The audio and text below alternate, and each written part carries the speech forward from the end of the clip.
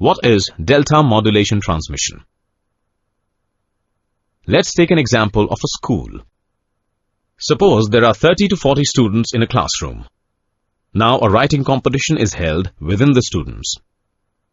Here the student who got passing marks has been awarded with A grade, and those who could not have been awarded with B. In the same way, delta modulation works. Thus, in delta modulation transmission, the higher value pulse is indicated by 1 to represent the positive value, and lower value pulse is indicated by 0 to represent the negative value. First of all, we will know what is delta modulation. Delta modulation is the 1-bit or 2-level versions of differential pulse code modulation, in which for higher value pulse, 1 is used to indicate the positive value, and for lower value pulse, 0 is used to indicate the negative value. Now, components of delta modulation. It includes analog signal which is passed through a comparator, which compares the analog signal and the values coming from delay unit.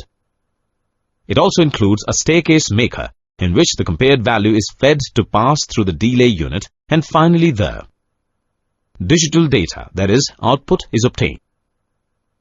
In this section, we will discuss the principle of delta modulation system.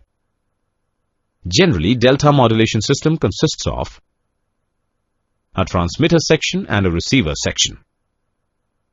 In transmitter section, XNTS is the input signal. ENTS is the prediction error representing the difference between the present value, XNTS, of the input signal to the latest approximation, XNTS. BNTS is the 1-bit word transmitted by the delta modulation system. TS is the sampling period.